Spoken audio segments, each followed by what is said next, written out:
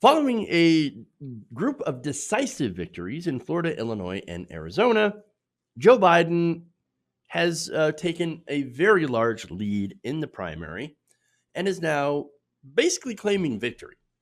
And he did so by reaching out to Bernie Sanders supporters in this next clip.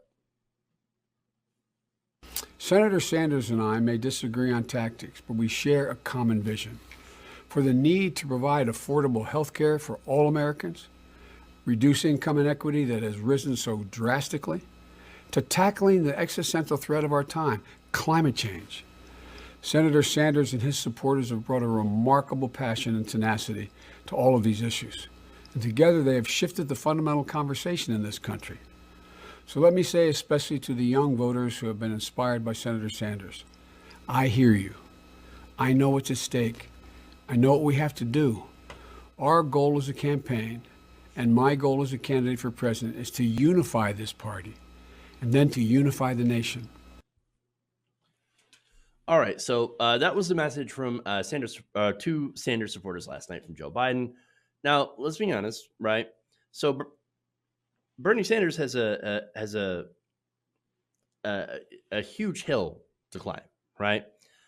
In delegates, he is at 800, whereas Biden is over 1,000. So, and look, the states that have delayed their primaries until later, I don't know if that's going to be enough.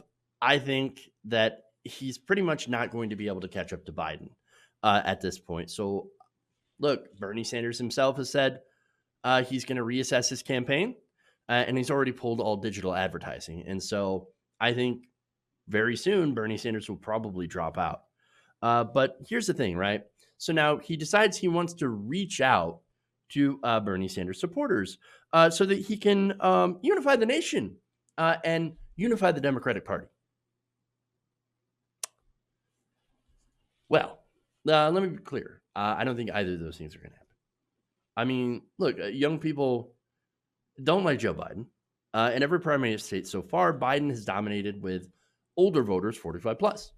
The opposite with Bernie Sanders, who overwhelmingly dominates with younger people. He crushes with the youth vote. In fact, look, a lot of people, turnout was actually a lot better than it was in 2016. So the problem is for Bernie Sanders is that, yes, while more younger people turned out, they also had voter suppression. They also had blocks to being able to vote in college campuses, a lot of the thanks to Republicans. But you also had a huge wave of voter turnout from older people who definitely turned out for Joe Biden. And so, look, older voters outvoted or outperformed old expectations. And so that's the reality. Now, there are, again, more reasons. Look, one of the things that I've been talking about is the criminality of holding primaries during a national emergency. Why couldn't we delay those primaries? Look, in all odds, Joe Biden still would have won those states, right? So it's not really a political issue. It's a national health and safety issue. Why couldn't they have been delayed? And so for me, I think those results are illegitimate. But look, as far as things that are that affected the vote overall, that are real problems, is massive voter suppression, as I said before, against younger people and against, look, voters of color. And many younger voters of color turned out for Bernie Sanders. And the other issue is having the multi-billion-dollar megaphone that is corporate media. That corporate media relentlessly defended Biden and attacked Bernie Sanders. All of that is true, but we also have to note and be fair that there's an overwhelming desire from the Democratic electorate to, quote unquote, get back to normal, despite the fact that in every exit poll in the nation, Medicare for all, single payer, actually polls higher. People want overwhelmingly a Medicare for all, single payer healthcare system. But right now, since we have Donald Trump in office, a lot of these older voters and a lot of moderate voters themselves, or so-called moderates, decided to go with comfortable Joe Biden. They did not want a revolution. No, they didn't want a revolution, right? But that doesn't mean that we don't need a revolution. We absolutely do. And nothing is more apparent than that, than the situation that we're not only have we been in for decades, with stagnant wages, productivity outperforming wage and job growth, the fact that 40% of Americans cannot afford a $400 emergency and 60% can't afford a $1,000 emergency. And not only that, but the situation that we find ourselves in now with uh, an economic contraction, right?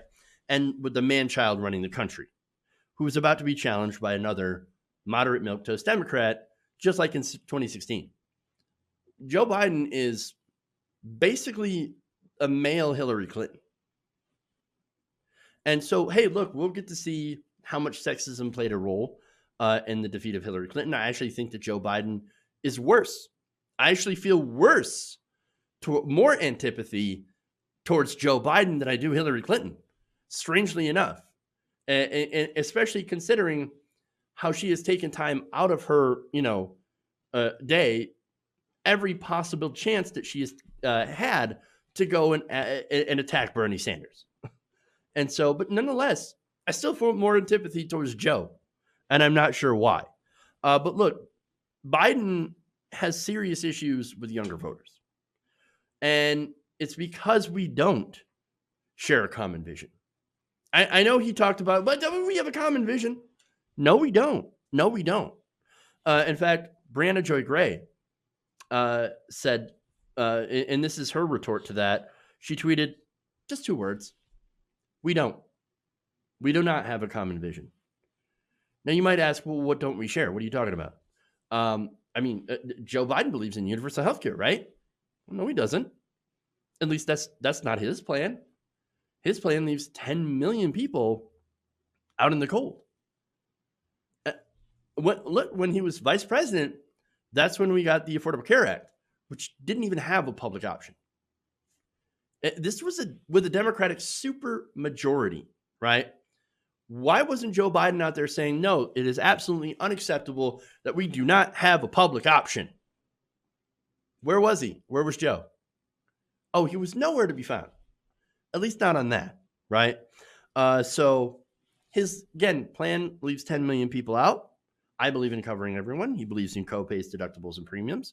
Progressives, we don't. On climate change, Joe Biden has no bold action, getting us back into the non-binding Paris Climate Agreement. Ooh, bold, right? And then, of course, there's moderate investment in solar, wind, and, oh yeah, fracking. Yeah, he's still going to continue pipelines and fracking. So progressives, look, we believe in full investment in solar, wind, and geothermal, all these alternative energies that don't release methane into the atmosphere. We also think we should take the subsidies away from oil companies, 100%, and put those subsidies towards alternative energy, right? And wind down coal, oil, natural gas, all the fossil fuels as soon as possible to replace them with alternative energy. All within the next 10 years, by the way, in which Biden would take the next 30 years by 2050. Yeah. On income inequality, well, progressives, we believe in a wealth tax, right? Joe Biden, not necessarily. And look, Biden on tax policy, remember, he was one that negotiated with Mitch McConnell to give the 96% of the Bush tax cuts permanent. So we do have a very different vision than Joe Biden.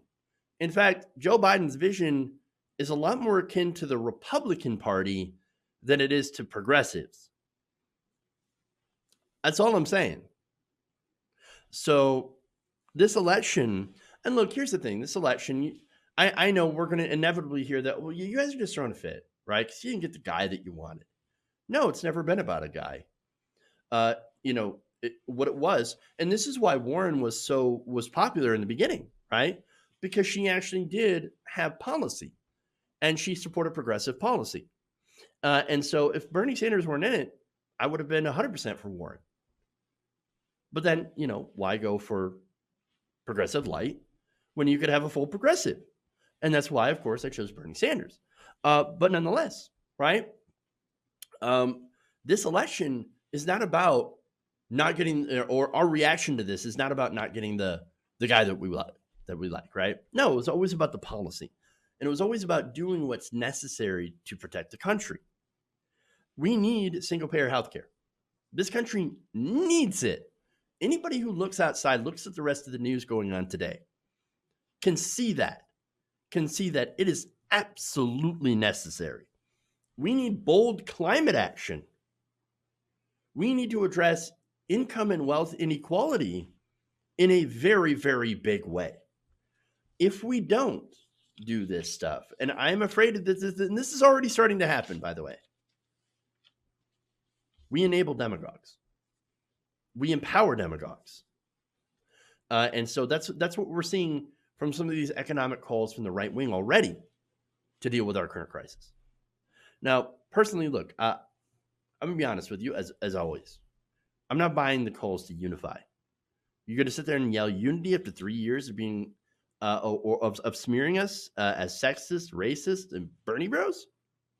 Telling us that our plans are realistic or unrealistic, and that we're stupid, or that we're just like protesters that show up to events and then bother the speaker. Oh, you're such a bother. Oh, hell no. Look, if you want unity, put some substance on the table. Do they need us to win? I believe so. Will they do what's necessary to get our votes? No, I don't believe so. I mean, look, surprised me, right? Will some of us get out and vote for Biden? Sure. Tactical voting, getting out Trump, whatever you want to do, right? But will some of us not vote for Joe Biden? That certainly. I see a lot of that. And so regardless of what happens, though, if Biden loses and, after running a bad campaign, who's going to get blamed? We will. Whether or not we did the right thing, because remember, I did the right thing. I voted for Hillary Clinton back in 2016. I urged people to vote for Hillary Clinton back in 2016. And what happened? Well, we got blamed anyway. People like me got called Russian bots and trolls and said, oh, you're the fault of Trump. 12% of Bernie voters, a lot of which were independents, by the way, who were never going to vote for the Democrat anyway, unless it was someone like Bernie Sanders. Well, then, they decided either not to vote for Jill Stein, or even some, yes, voted for Donald Trump. This is different. They weren't part of the Democratic Party to begin with. These were people that were brought out from outside the Democratic Party. You have a lot of that still, right? And those people are not going to go to Joe Biden. It's just, it's a fact. And so you've lost out on that coalition. You've lost out on a lot of independent voters. And so they're going to have to get along without that. And will that be enough to defeat Trump? I have no idea. Now, here's the other thing, right? And by the way, I'm not saying any of this to dissuade anybody from voting, right? Down ticket races are super important. If you're going to vote, at least, if you're thinking about not voting for Joe Biden, right? At least go and vote down ticket. Because look, down ticket races, even if Trump gets reelected, right? If you have a progressive or blue Congress, well, at least you're going to try to hold them in check, right? So there's that. There's at least a good reason for some of the independent voters to go and vote in the primary or vote in the general. And so, again, I'm giving you my opinion. I'm giving you the facts as well. Now, Joe Biden, here's the fact. Joe Biden's not going to institute any change. His VP pick is likely going to be somebody with like a Kamala Harris or an Amy Klobuchar, since he did say it's going to be a woman. I'd be shocked if it was Elizabeth Warren. It could be, but it really depends on how the rest of the campaign unfolds. I still think that it's going to be very possible to that he will lose to Donald Trump. I'm just saying. Unlike Bernie, Donald Trump's not going to go easy on Joe Biden. And a lot of independents, as I mentioned before, are not going to back Biden. And so all I have to say is there's an iceberg dead ahead. just like it was in 2016, and we are in big, big danger of hitting it. Hey guys, hopefully you enjoyed that free video. Now I'm going to have to ask you a favor. Between the demonetization and the YouTube algorithm messing around with view counts, etc., we're having a hard time adjusting to the new YouTube reality, which is where you guys come in. See, we have a Patreon, patreon.com/TYTNation, set up to help us rely on you guys, the viewers, instead of big corporate ads. Look, you know the show. You know I'm not in favor of big corporations anyway.